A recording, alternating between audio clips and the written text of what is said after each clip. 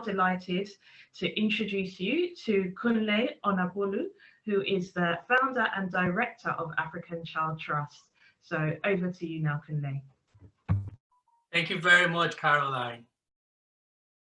The worshipful Mayor of Croydon, Councillor Maddie Henson, our supporters and friends who've gotten up early this morning to join us on this occasion, the entire ACT family, wherever you are joining us in the world, and ladies and gentlemen, welcome to the ACT 22nd anniversary biennial event.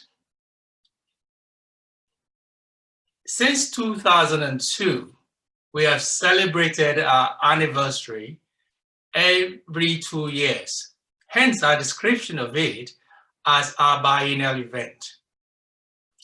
Each time the event is held at a suitable venue that enables our many supporters and friends from far and near, including from Africa, to attend. This year is the first. It's different. It's a virtual event. And anything that is virtual with all the technologies that you now need to put into place to make it work can always go wrong. So please forgive the challenges of registering, the challenges of logging into this morning, and the challenges we've had with some of the technology. It's one of those experiences of a very, very first virtual event held on Zoom, going out live at on Facebook. And all this just because of COVID-19, which has affected all of our lives, wherever we are in the world. Let me tell you that it is affecting the vast continent of Africa. It's affecting our partners, our children, and the widows that we support. In many cases, very significantly too. We are grateful, however, that there has been no loss of life directly linked to COVID amongst our children, the widows, and our partners. For this, we need to be grateful. Madam Mayor, we in Croydon are grateful for the efforts of Croydon Council to try to keep us safe. Unfortunately, communities in rural Africa where we work are finding life hard and quite difficult to cope with in the midst of COVID. But we at ACT are doing all that we can to help. We're supplying food parcels to support the families. We're working through our local partners who are based in these communities to do all we can to make life better and as possible reduce the terrible impact it's having upon these people who most need our help. ACT is for the people otherwise forgotten. These are the children and widows in need, from whom the world has turned its eyes. But it's because of these ones, these fatherless children and orphans, the women, typically widows, grandmothers, aunties, and even children in women-led homes, that ACT was formed. We were formed to alleviate their poverty. We were formed to give them a hope for a better future. We were formed not to turn our eyes away as the world does, but actually to look straight at them and bring them hope. In 22 years since ACT was formed, nearly 8,000 children and 2,000 women have benefited from our work. We have educated the children, supporting them through primary, secondary, and in some cases up to university level, as you have heard in the video that you listened to. Marvel Chitindi, now a lawyer, is one of those examples. You will hear from some of our alumni in a few moments from now. Our aim is to enable such children who have had disadvantaged lives from their start to reach their potential in life. It's not a lot to ask for.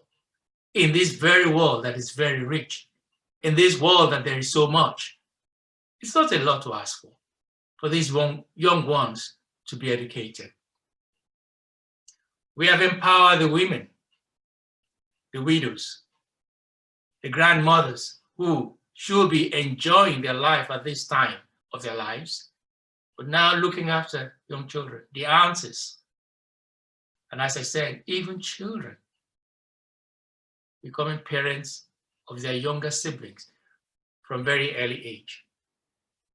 Through our women's training program in whole life and business skills, we're helping them to generate income so that they can sustain their families. Our work in the 8 countries of Africa where we are based is enriching the communities. And as I said, we work mainly in rural society, working through local partners, some of whom you will be hearing from in a moment from now. We are bringing water to schools in places like Kenya, in Webuye, where children would have had to walk 2-3 miles to the river to fetch water that they will need to drink while in school. We're building toilets for girls in schools in Malawi where they are lacking. 600 girls in a primary school having to share 6 toilet latrines. It's just not on, is it?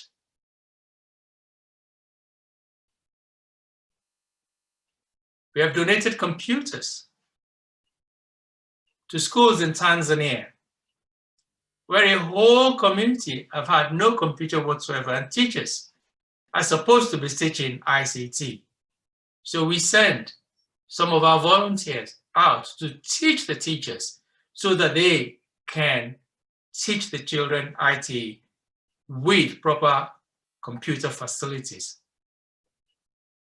We've done that in secondary schools in Tanga. Our Ulemu project, Ulemu meaning dignity in the Chichewa language. This project is helping to tackle period poverty among girls. Period poverty is cutting short their education. It's blocking their paths towards reaching their potential in life. Think about it. 1 week out of every month, girls are staying out of school. Why? Because they lack menstrual pads when they're having their natural periods. This amounts to a loss of 1/4 of the school academic year. Is it any wonder then that the girls underperform the boys?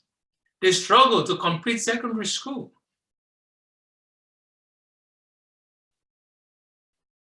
These are the type of projects that we're doing to enrich communities, working with entire school, whole schools in the places where we're working.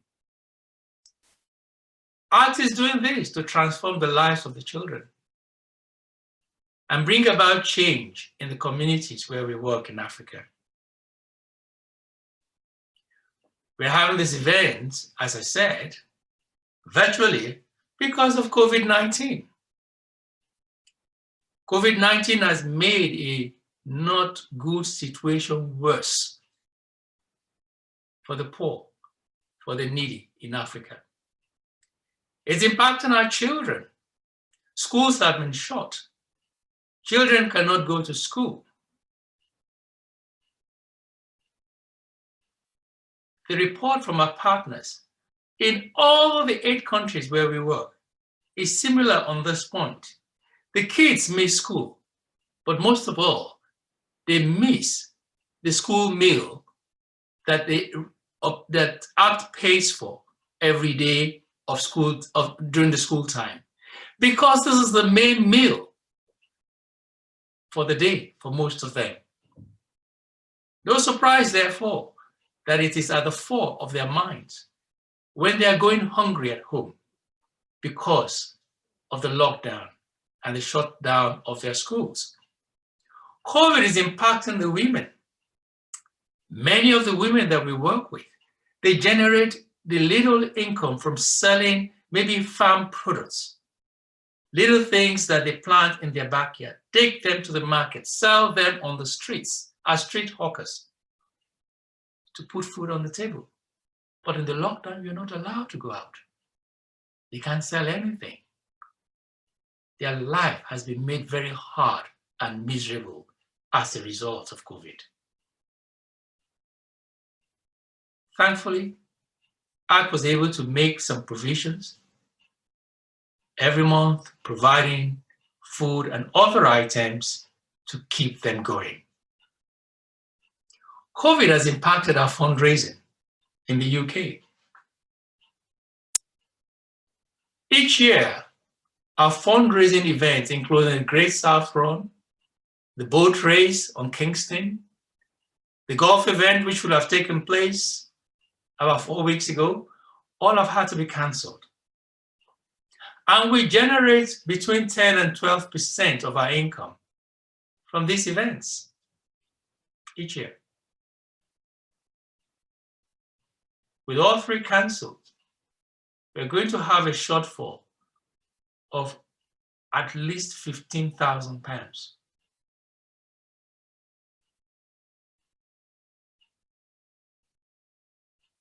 We do need your help. We do need your support for the many children, for the many women in those communities that you have seen. ACT is a family. The children, the widows, our local partners, our supporters who make all the donations that make this possible. We're all a family together. Together we celebrate the joys, the achievements of the children. We celebrate their completing primary school, secondary school, graduating from university. We celebrate when they've got a new job, when their lives begin to be transformed and changed. We celebrate when they're now able to help their mothers, their aunties, providing for them. We celebrate when our girls and boys get married. We celebrate when they have their own children too. We rejoice with them. These are the things that make the work we do fantastic and very, very pleasing, joyful, and fulfilling. Not just us and ACT, but as I said, we as a family of ACT, and you're all part of this family. But just as we celebrate, we also have times of challenges, times of despair, when we have questions and wonder why bad things can happen to people who already have had it very, very bad. Just 3 weeks ago, on Saturday, 19th September, we celebrated the wedding of Elodie Yassin Nitiema in Burkina Faso. I remember Elodie as a 7-year-old after her father had died, and her sister, Josephia, when I visited them in Kungusi. Elodie graduated with a degree in law from the University of Ouagadougou, volunteers in the ACT office in Ouagadougou. And so it was a joy to celebrate her wedding, but even greater joy to see that she was not alone, because the alumni, the group of youngsters like herself who haven't been supported by ACT over many years are now working, and you're going to meet some of them later on in this program. What a fantastic thing. That's why we're family. But even as she was having her wedding and we were celebrating, the very next day, we were burying Linus Mulenga.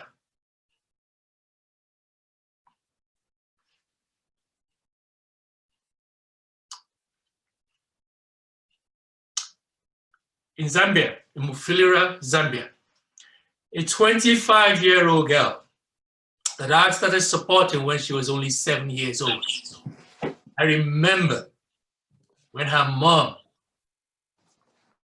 of 7 children, she was the youngest, in Mufulira in 2002, was pleading that we should support her youngest child, even though we were already supporting her older brother and her older sister. She was saying, please. We kept trying to explain that we want to give as many other children an opportunity. She wouldn't take it. So we supported Linus, a wonderful girl,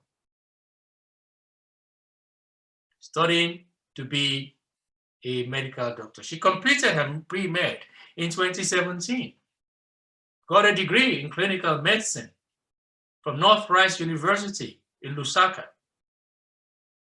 hundreds of miles away from home in Mufulira. He had begun, after the completion of the clinicals, she decided that she would wait a few years before going back to finish medical school. In the meantime, she met a man, they got engaged, and last year, August, they got married.